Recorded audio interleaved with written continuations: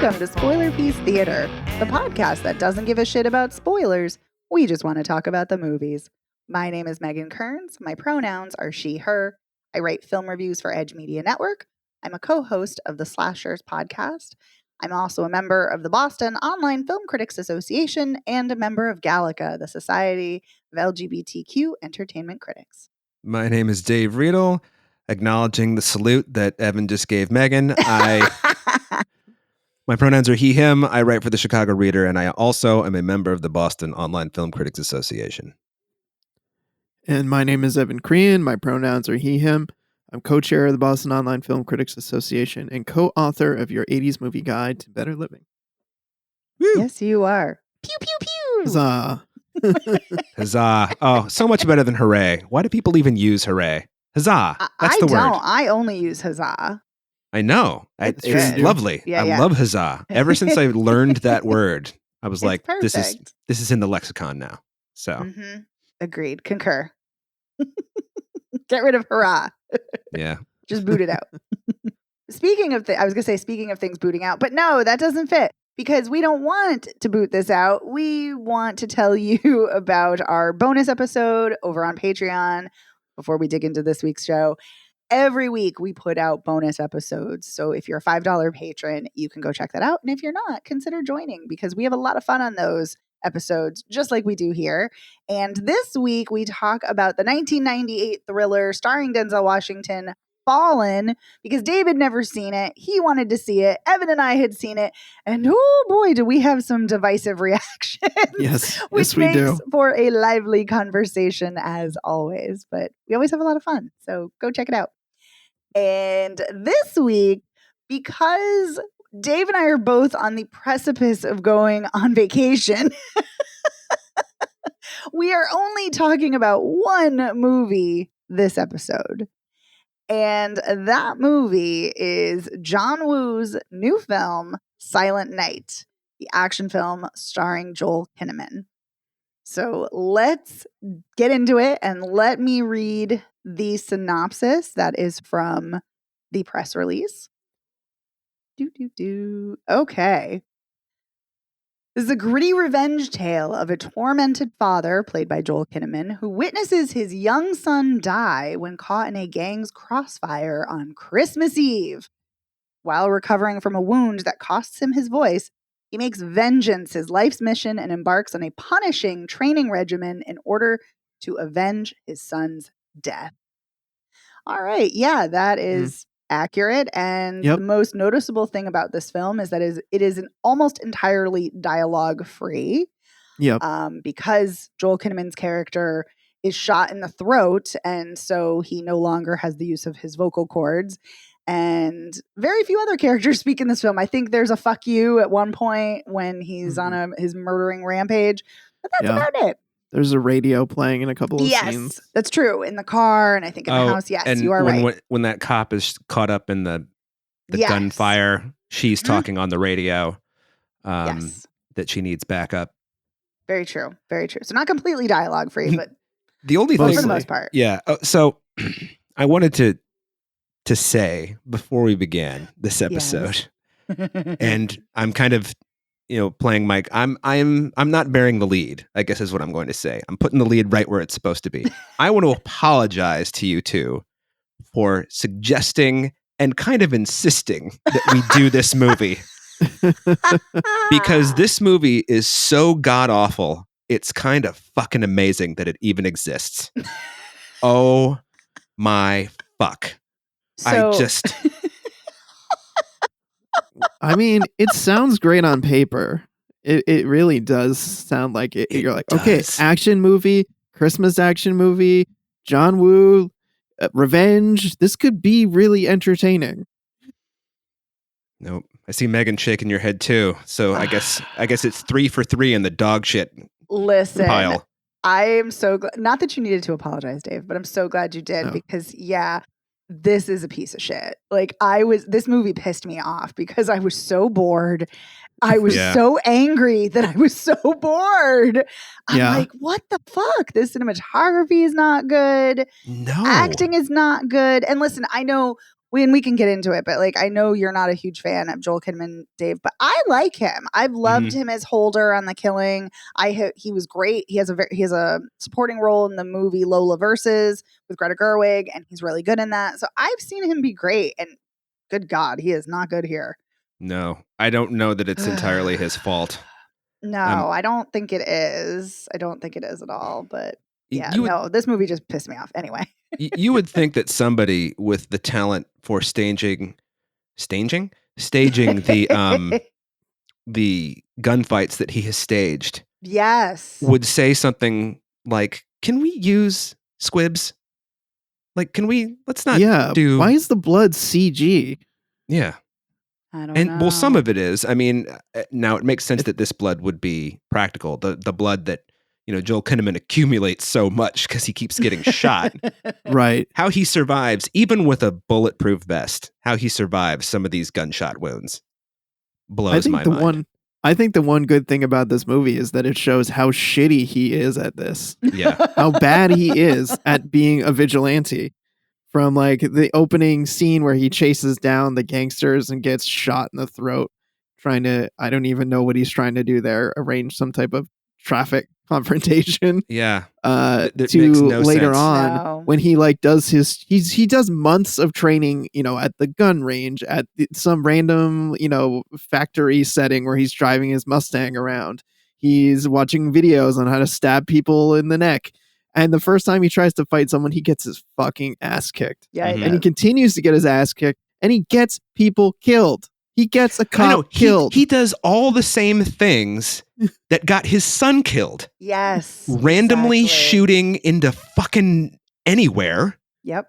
And I just have to say, now, and this is not a children in peril thing, specifically, because this movie is so fucking dumb that it didn't really bother me to watch this child on screen meet his demise, which I cannot believe how much of that you see. It is it's like torture porn. It's disgusting. They go back to it. They like rewind back to it and show it to you in gruesome detail. Like you don't need to get enough from the beginning. The opening is you see the red balloon flying up. Yeah. And you see Joel Kinnaman in a Christmas sweater wearing a Jingle Bell necklace with hands covered in blood, running after these people. And his son was just killed in front of him. Yeah. Yeah. So there's that. And then you have a flashback where you see him all happy playing with his kid. So if you didn't get it the first time, you got it the second time. But then, no, we're going to just keep hammering it home and showing it over and over and over. It beats you over the head. It beats you senseless with the melodrama in this movie. That's one of the things I found so objectionable about it. Yes. Is that it's so over the top. So much with this when he's dying at the end and he keeps seeing his son in all of the like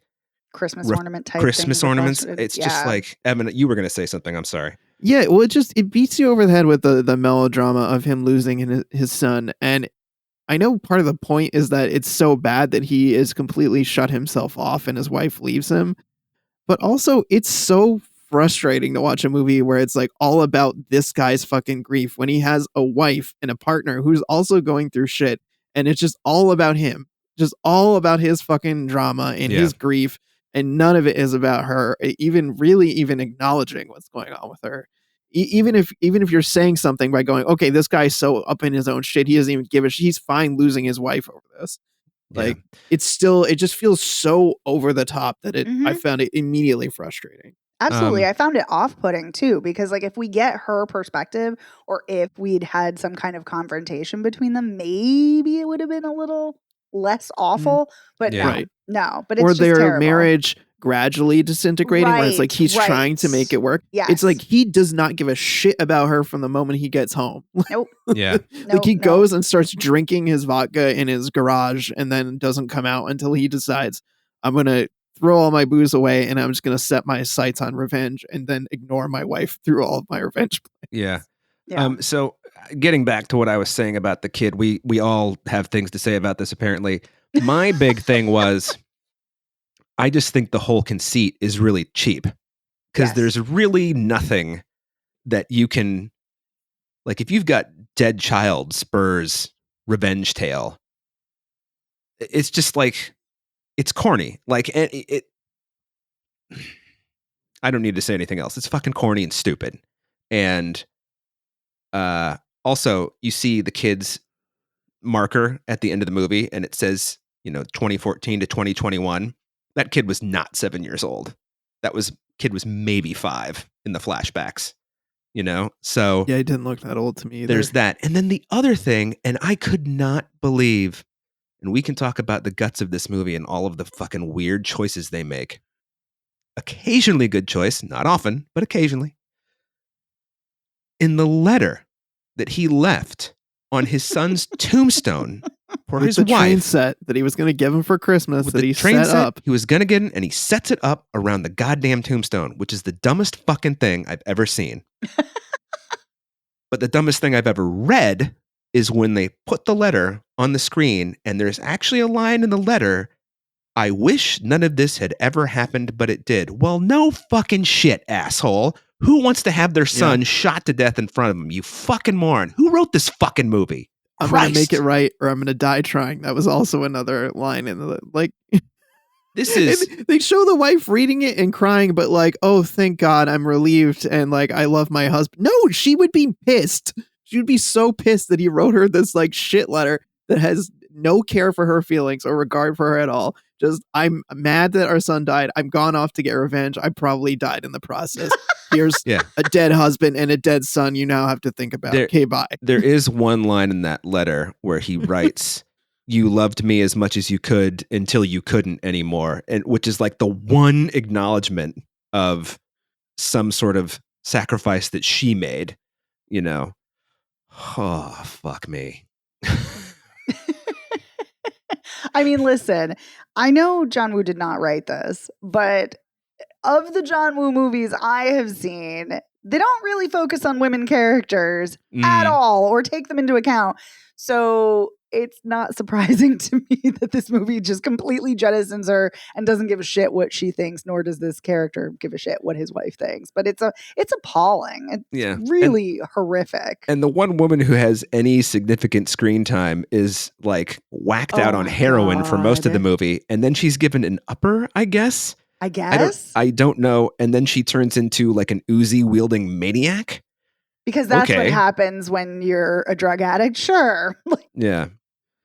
Also, speaking of that, I'm really, really tired of, and I know that his wife is played by a Latina actress, but I'm really tired of this depiction of like Mexicans as just gang members and horrible. Like it's just it's so racist and awful. And yeah, like it just, I was thinking that too. Like it's just there was something about the depiction of it that just really, really bothered me. Yeah. I'm also not entirely sure how he started that gang fight, but because it says on the he wrote on the calendar "gang war?" ? Right. And then and they killed them all. Yeah. 24th, kill them all. That I died laughing when he wrote that on the calendar. And then he sets the perpetual balls in motion. They're like clicking together, and I like turned to Sean. I was like, "It's a metaphor for his testicles." His balls are going to be perpetually in motion for the rest of this movie. Oh, sweet Jesus. Oh my God, that's amazing. Now that's what I'm going to be thinking about. The one thing that his character is good at, and it might be accidental, but his character is good at the driving. He can shoot people out the window. Yeah. Like a fucking, like nobody ever has before or since. He can sandwich guys between a building and his car to kill them. Yep, that's which true. he does at least twice. And he can, kill a motorcycle rider via tree that he pushes the guy into. He the lamppost or whatever and just drove him right. Oh my God. That was pretty brutal. Yeah, it looked like it hurt. Oh, there is one special effect that I thought actually looked good. And I'm going to mention it now. When he drives the motorcycle under the gate that's closing, and then he shoots the gas tank because he sees that it's leaking. And then when that car explodes, that's a really good slow motion car moving into the air with fire beneath it. And then when he shoots that guy on fire when he's on the stairs, that was pretty cool too. It's like, oh, great. 30 cool seconds in this fucking hour and 40-minute movie. Yeah. Yeah. What? So he's driving around. I don't feel like the driving scenes were very interestingly shot or edited. No. And I don't feel like almost any of the action scenes were either. That with the exception of that moment you just mentioned, Dave, with the flaming car, and some moments on the stairwell fight that follows that. Some, but most are just not interesting at all. And this movie is so just choppy and like pacing wise, like I feel like it never found its footing for me in any way, shape, or form. When I thought on paper sounds great, like, but I think the problem is that it takes way too long to get to the action. Yes, and then the action itself never finds any type of momentum. And I'm gonna use an example, a counter example that a movie that does work for me. I don't know if either of you've seen it, but it takes the idea of like action from the first scene to just non-stop pace. The movie Shoot 'Em Up with Clive Owen. Like, oh no, I haven't seen it. From the opening scene of the film, Clive Owen is shooting people, and he continues shooting people for the rest of the movie. He's like having sex with Monica Bellucci. She's shooting people while fucking her. Oh, he's skydiving out of a plane and shooting people while it's like, it is just non-stop action. And I feel like that's the movie that this should have been. It should have been like very quick opening scene. Guy loses his son, then goes on a revenge rampage. And I feel like you could have just gone like beat to beat to beat to beat to beat. And that's the movie that I was hoping for when I wanted to watch this. You know, it's funny that you say that because I have not seen that movie, but it kind of when you're talking about the nonstop, relentless pace, it reminds me of The Raid and how that is a nonstop, relentless pace. Yes. And that has such interesting cinematography, great fight scenes, really great use of space. I think it's funny though, talking about that because like John Woo is an action legend. Yeah. And like thinking back on his filmography, I really loved The Killer. Like that's a great movie. But thinking about that, what I liked so much about that film, particularly Chow Yun-fat, because he's so charismatic and is a really interesting villain. And it's interesting seeing the villain and the cop who's, you know, the good guy, like how they interact and everything. And, you know, so anyway, like, but it's funny that such an action legend like John Woo is made a film that is so just banal and just blasé and like, what is happening? I mean, and it has his touches, like it doesn't have, I don't remember White Dove, but there is a bird. And I know he always has white doves and birds. A bullet hitting a counter. Yep. And always has some slow motion. And, you know, so it's got those touches, but it just, I agree with you, Evan, on the pace. It's just, it takes too long to get going. That training sequence should have been like 5 minutes, maybe 10 tops. Why is it like a third of the movie? Like, it's just ridiculous. There's nothing interesting there. I think one of the mistakes of the many mistakes is, you know, he decides he's going to kill them all on December 24th symbolically. Now, I guess you could say, I'm not going to start killing them in August because then they'll get wise to what's going on and like amp up their armor. Security, but considering this movie has not taken anything else into consideration, why bother with that? If you were taking out 2 guys a week for 10 weeks, you know, but I knew I was in trouble. The opening sequence, I really couldn't figure out what was going on. I was just like, okay, Joel Kinnaman, Christmas sweater, but it's in a hot place, so it doesn't look like Christmas. And then I finally, you know, I was like, oh, 2 cars. All right, he's dad. And because I didn't know what this was about at all. I didn't read anything. So I didn't know there was a dead kid.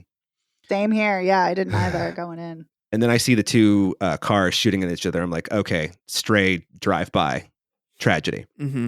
Fine. But I was like, all right, don't love it. Don't love the way this is put together. Don't know how he survived that gunshot wound to the throat. But I knew we were in trouble, that there was no coming back. When Kid Cudi is in his hospital room and he looks at him, and then he looks over at the wife, And when they cut back to him, they run the shot backwards so he can look at Joel Kinnaman again. Because it's got that weird, when they run a shot backwards and somebody blinks and it just looks like their eyes are moving the wrong way. And I watched that 3 times to make sure I was right. I'm like, yep, that's definitely the same shot of him looking over to the wife. And then they just ran it backwards. And I was just like, we're done. This is not, if this is what we're doing, we're in serious trouble. I mean, I know things happen.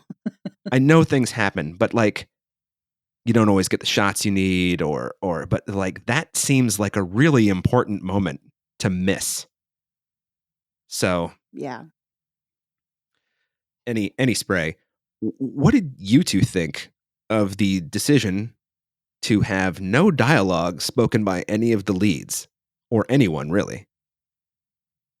So that was actually the only thing I knew about this film going in. I didn't know. I knew it was a revenge movie. I didn't know about the plot, and I knew there was almost no dialogue. I kind of like that conceptually because it reminds me of not that it is a dialogue-free movie by any means, but it reminds me of how George Miller wanted Mad Max Fury Road. Like he wanted this, like if you turned the sound off, you could still follow the story. You would still know the themes. You would, be seduced by the visuals and all of that. And there's so many silent or almost dialogue-free movies that really work. Like there's, Quiet Place. There's the horror slasher Hush. Robert Redford survival film All Is Lost. Like there's, The Artist. Like there's so many out there. And those are just a few that I like that idea. If it works, if you have really great set pieces for the action sequences, if you have really emotive actors who are not just using their faces, but really their bodies and body language. And sadly, this film just does not do any of that. So, but Evan, what do you think about it? I'm very much on the same page. I liked the idea in theory, and I was actually kind of excited to see it play out in this movie. And then it just felt utterly wasted due to both the performances, which you just mentioned, like they're just not strong enough to carry the lack of dialogue. And then everything else, like the pacing, the editing, the choreography, is just not interesting enough to carry it all the way through. Mm-hmm. Yeah. The only time I felt bad for anyone in this movie is when that cop got shot in the back when he got her into the car. Oh, yeah. And I was just like, all cops are bastards, and this is the one that I feel like, that's too bad. Like, what the fuck? This movie is failing at every turn. Ugh. Yep. Well, his stupidity was ultimately what got her killed because he was like, Right. "Oh, I can save you. Come here, get in my car," and then she gets shot while she's trying to do that. Yeah. Ridiculous. I also thought the scene when the whole thing is so stupid. When Kid Cudi shows up in I guess is it a warehouse? Is it like an abandoned factory? I don't know what it is. It's a set, but when he shows up and Joel Kinnaman sees him and they're kind of like looking at each other, neither of them shows any emotion. There's no like, hey, they're over there, or, hey, don't talk, or flicking of the eyes. They just like look at each other like a couple of stooges. Like, what the fuck? I swear to my mind is blown. My mind is blown. And yeah, my mind is like that guy who got his head blown out by Joel Kinnaman and with the machine gun. Oh yeah, I kind of like that scene. You mean just right in the opening? Gore of it. Yeah. Oh Well, no, I mean later. He pointed it up because the guy had him in like the chokehold. Oh yes, and shot his head out from underneath him. Yeah, that guy. Yeah. Yeah. This is one of those things where. Yes. Oh, I'm sorry. What were you going to say? No, go ahead. They always ask, publicists are always like, "Hey, send us your review when it's done." It's like, I can't send you this. I'll send it and be like, I didn't like it. Oh man. I mean, I don't usually feel bad sending bad reviews to people who have asked for a copy, but like, I just feel like when we have like two mildly positive things to say, and then it's just me saying fuck over and over and just talking about how this is one of the worst movies I've ever seen. I don't know. This is one of the worst movies I've ever seen. It's amazing. It's certainly one of the worst I've seen this year. I don't know if it's one of the worst I've ever seen because I've seen some shit, but it is certainly one of the worst movies I've seen this year for sure, without question. I think when I say that, I'm thinking in terms of medium budget action movies. No. I mean the same. I'm using the same rubric that you are. Yeah. Grading on a curve here. Yeah, it's exactly. Still not good. Yeah, I'm not talking about, I'm not comparing it to It's a Wonderful Life, so. No. But also, I mean, this should be better. This is an experienced filmmaker, with a decent idea. It's a good idea. Yes. Yes. But just like the character's a shithead. The way that the way that the no dialogue is portrayed on screen is just wrong and hollow. Yeah. It's one of those things where there's this movie that Neil LaBute made. I can't remember. I think it's called Your Friends and Neighbors, and all of the characters' names rhyme in the movie, but none of their names are ever said out loud. And so whenever the character's like, "Hey, how's it's going to be how's Judy." Instead of saying how's Judy, they'll get the how out, and the other person's like, "Oh, she's good." And I just feel like this is one of those things. It's like they're trying to cover up the fact that that they have this gimmick that doesn't work. Oh, that was a really long, convoluted way to say that I think the gimmick doesn't work. But I could have just said that. I said it 3 times now. The gimmick doesn't work.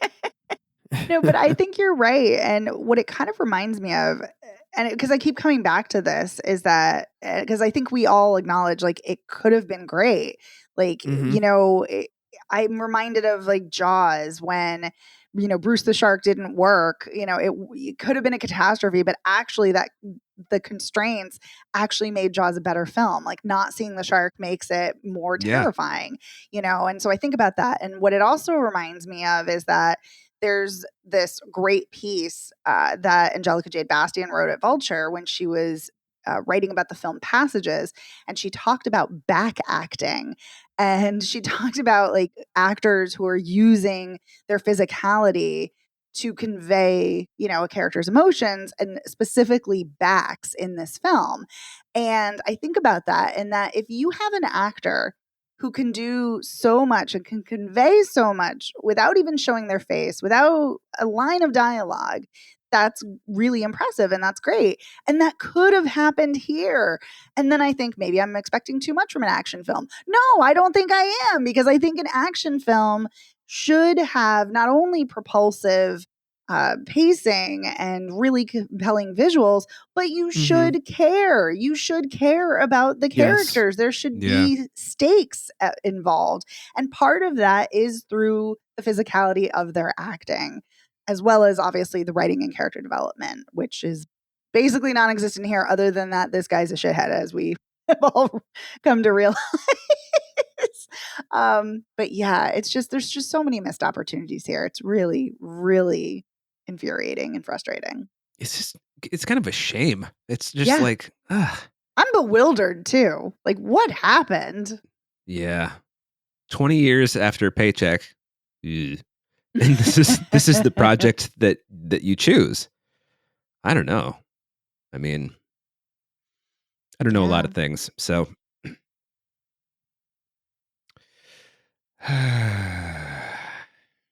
I was also wondering, he took all the photos of the people he knew when Joel Kinnaman's at the police station. He takes all the photos of the gangsters on the wall, and then he prints them out and puts them up in his garage. I want somebody to make the movie where you just show the stuff that's been cut for time. So you just see him at Kinko's, which doesn't exist anymore, but you get the idea. Kinko's. Just printing, because you're thinking about, all right, this is a revenge movie. And think about all the mundane shit he probably had to do to set up that lair. I know it's his garage, which is the biggest garage that's ever been on film anywhere. That's just a 2-car garage. That garage is enormous and should not be. I know. It's just this fucking garage is huge. Yeah, but he printed those out. like, what's the purpose? So you can like X them out when you like, I don't get it. Yeah. I'm picturing him going to the store and buying a photo printer and photo paper. That's like those are the scenes that were cut for time. Bringing it home, setting up the printer, exporting the photos from his phone to his computer. Found out he's out of toner. Yeah. Needs some more cyan. Yep. Oh, he ran out of cyan. Of course he did. Yeah. Of course, always. You know, speaking of the kind of the mundane details of revenge, one of the films that I saw that did that the best is this rape revenge film, Violation, that came out either last year or 2 years ago. And it is a brutal, brutal watch. It is really tough to watch, but it is a great film. And it very much gets into the minutia of this woman who is plotting revenge against her rapist, and like kind of all these like small details that you see. And that's the thing, like thinking about that training portion of the film, that could have been really interesting to see those, you know, minute details. And yeah, just no. But now I kind of want to see him at Kinko's. Yeah, I think you see one scene where there's a guy instructing him how to use a handgun, right? Yes. Yeah. But otherwise, yeah. Oh, also, I wanted to circle back because Dave, you said the idea of a dead child is a shitty idea, is a shitty premise for a film. And I think that's funny because it immediately reminded me, I'm like, well, that's the premise of Kill Bill. The dead kid. She doesn't know her child's not dead, which I think is so funny and like not funny, haha, but I think that's interesting because it got me thinking. I was like, is that a shitty premise? Yeah, it is. Like I like Kill Bill tremendously. Maybe that's why Tarantino turned it around. I don't know. You know, maybe, yeah. But it is kind of a shitty premise. Yeah. You're not talking about a flawed movie though. Fucking Kill Bill, Christ. I remember I saw part 1 and I was like, this is the greatest Tarantino movie ever. And then I saw part 2 and I was like, this is the worst movie that Tarantino could ever possibly make. Oh no. And then I saw Death Proof after that and I was like, nope, this is the worst. But I love Death Proof. I love Death Proof. Me too. Death Proof is torture for me. I love Kill Bill 1. I love Kill Bill 2. I love Death Proof. Yeah. Well, you guys both know that Tarantino is very hit or miss for me. So yeah. Everyone loves Inglourious Bastards, and I'm just like, if I ever see that movie again. Well, that's how I feel about Once Upon a Time in Hollywood. Like everybody, right? See, and I like that one a lot. See, right? I know everybody like waxes poetic about that, and I'm like, oh my god, I was meh on it too. Thank you, Evan. Thank you. I'm glad you didn't like it either. Yeah, I just was like, it's okay. I don't understand why everyone's like over the moon about it. That's how I felt about it too. But it's funny because going back, like I still love Kill Bill. But going back and kind of reassessing, I'm like, are these as good as I remember? Like, I don't know. So, yeah. So my that's my very convoluted, long-winded way of saying, I think you're onto something, Dave. Yeah, I agree. It's a tired premise. The dead kid, the dead spouse. The fridging makes me wildly furious. Sorry, Evan, please continue. Well, I was going to say that's why John Wick was so fun. It's like, someone killed his dog, and now he's really out for revenge. Well, that's why I avoided John Wick for so long. Same reason. But John Wick that man loves his dog, and he will kill anyone who gets in the way of his love for his dog. Like that was a great premise. Come on. Well, there was also the car. I mean, in his car, yeah. No, don't get me wrong. I love John Wick. I'm just saying, but. When I heard dead dog, I'm like, no, I'm out. I'm not watching it. Yeah. Oh, it totally makes sense, but way more interesting, I think, than the tired dead kid spouse revenge. Yes. And also, it's just sad. I mean, aside from being like a cheap gimmick, it's like, who wants to think about dead children? Good Lord. Well, also, who wants to see it played out repeatedly? I mean, my God. Jesus. I think that's the big problem. I mean, all of it's a big problem. All of it. Anyway. Yeah. I mean, I can't believe I'm going to say this. This movie's just distasteful. I agree. I completely agree. Yeah. And it's so funny when I was watching it, I was like, oh, Dave's going to have a problem with it. Because I knew, because you always have a problem with children in peril. But it's funny that you say that. That's what I was thinking too. I was like, this is just in poor taste. This is just no it's good. In such poor taste. And it passes off things in poor taste as like, really interesting choices, like having the face tattoo guy, the Oh my god. big bad, he's giving his girlfriend heroin and then fucking her and then slow dancing with her with his Santa Claus jacket. I'm like, what? This is just bad taste and passing itself off as doing something interesting or novel. Right. Yeah. Right. And I'm sorry, tattoos are cool. Yeah. You don't have and to also, demonize people who have tattoos. speaking of how dumb Joel Kinnaman's character is, she's just fired at you with an Uzi repeatedly.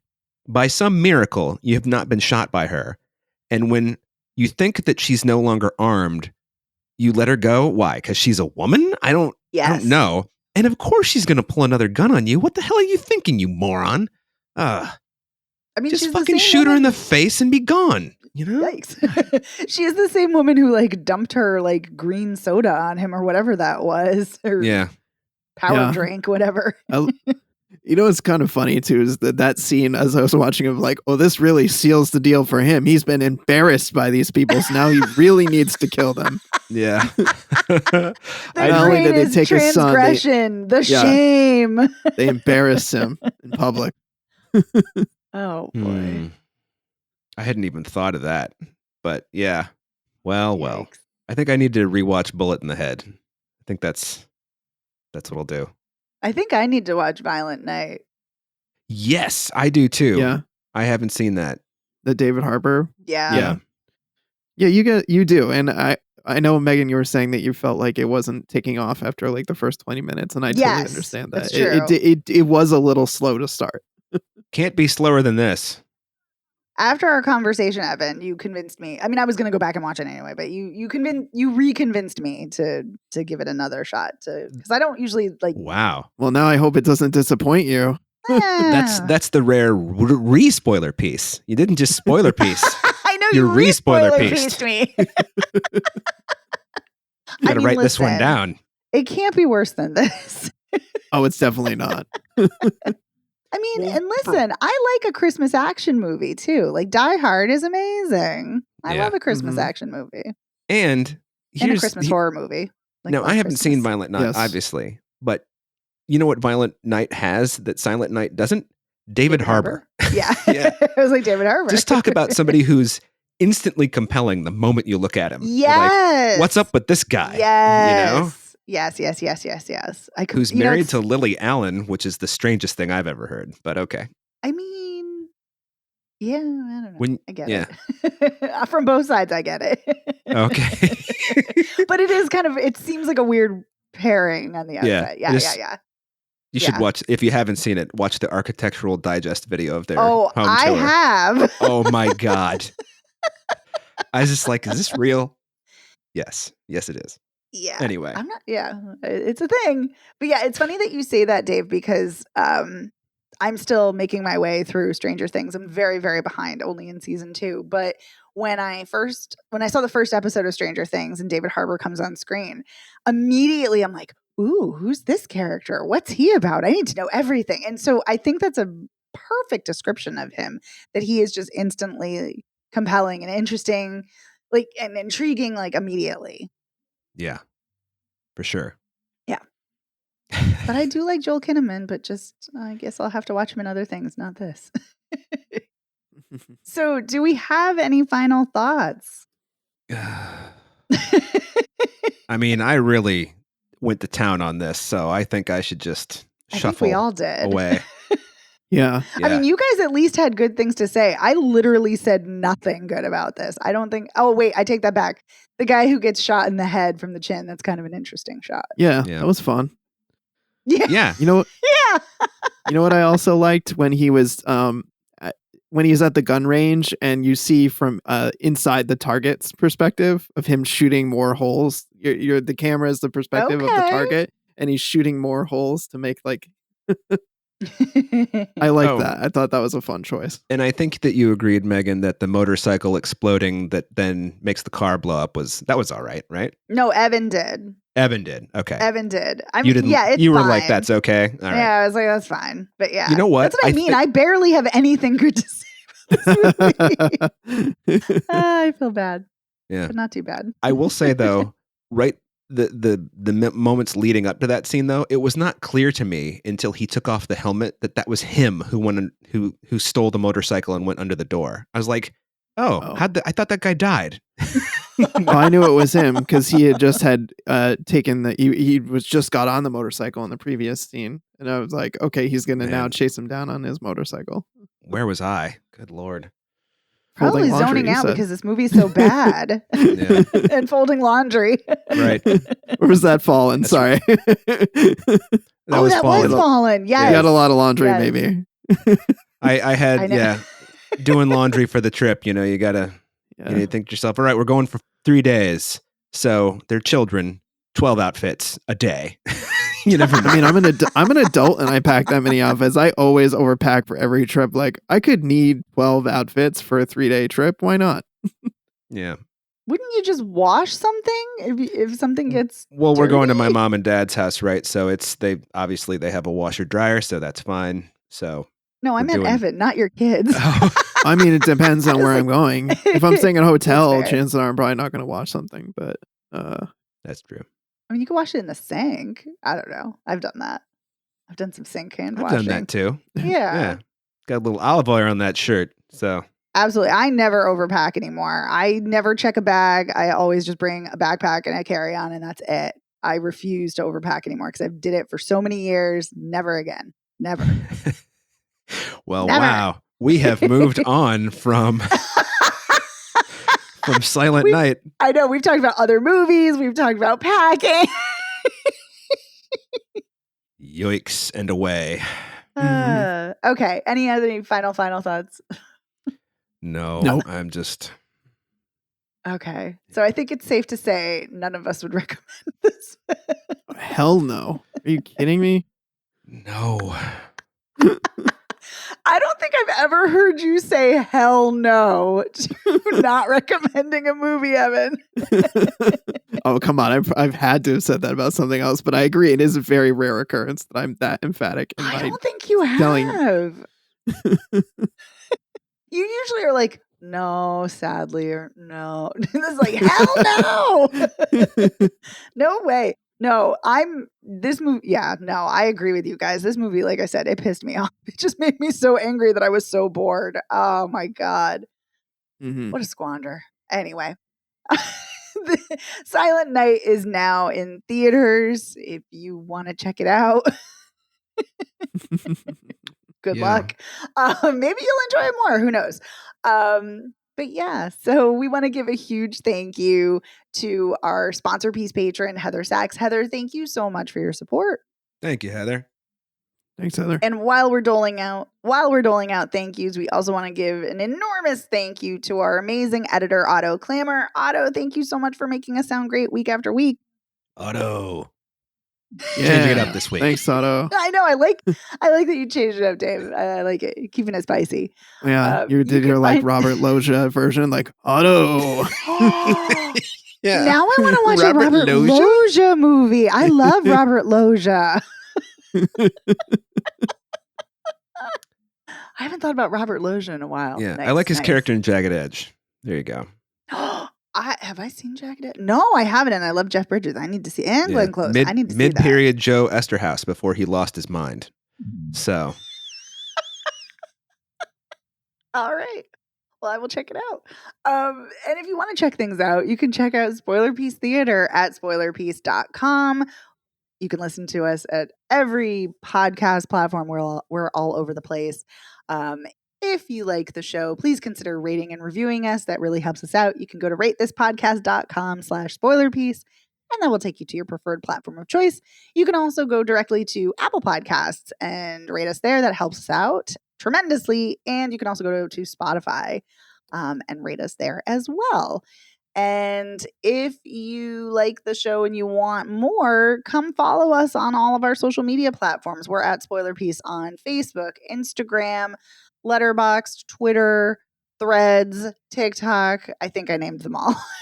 Yeah, I think you got them all. Yeah. So say hello, follow us, let us know what you think about Silent Night. Did you love it? Were you also as frustrated about it as we were? And let us know all your thoughts about movies. We love hearing them. And if you really, really like the show, and you're not already a patron, please consider joining. As I said at the top of the show, we talked about this week on our bonus episode, Fallen. We had a great time, and we put out weekly bonus episodes for $5 a month. You also get to vote in monthly polls. This month we had a Noirvember poll, which was a lot of fun. And we'll have another poll for December. So yeah, come and join the Spoiler Peeps fam. Also, if you like the show, you can purchase our merch. You can go to spoilerpeace.com and that will take you to our TeePublic store, and you can buy Spoiler Peace t-shirts, hoodies, pillows, tote bags, mugs, magnets, notebooks, a whole bevy of goodies. I think I have one of each of those. Yeah, love it. And it is the holiday season. So, you can not only rep your hopefully favorite podcast, but you can also give it to your loved ones as well for gifts. Along with a strong recommendation to listen to the show. Yeah. Right. Don't forget that part. Don't forget. I feel like I have gone off the rails. This show has not gone off the rails. I have gone off the rails. And my name is Megan Kearns. I write film reviews for Edge Media Network. I am a co-host of the Slashers podcast. I'm a member of the Boston Online Film Critics Association and a member of Gallica. You can follow me on Instagram and Letterboxd at The Opinioness, or on Twitter and Blue Sky at Opinioness World. My name is Dave Riedel. I write for the Chicago Reader. I'm a member of the Boston Online Film Critics Association, and you can follow me on Instagram, Letterboxd, whatever. Just Dave sees movies. And my name is Evan Crean. I am co-chair of the Boston Online Film Critics Association and co-author of your 80s Movie Guide to Better Living. You can follow me on all the social media as Real Recon, and that's real as in film reel. And we'll see you next time. Actually, you won't see me. I'll be on vacation, but you'll see these two next time, and I'll be back soon. So see you next time. All right, bye. Bye.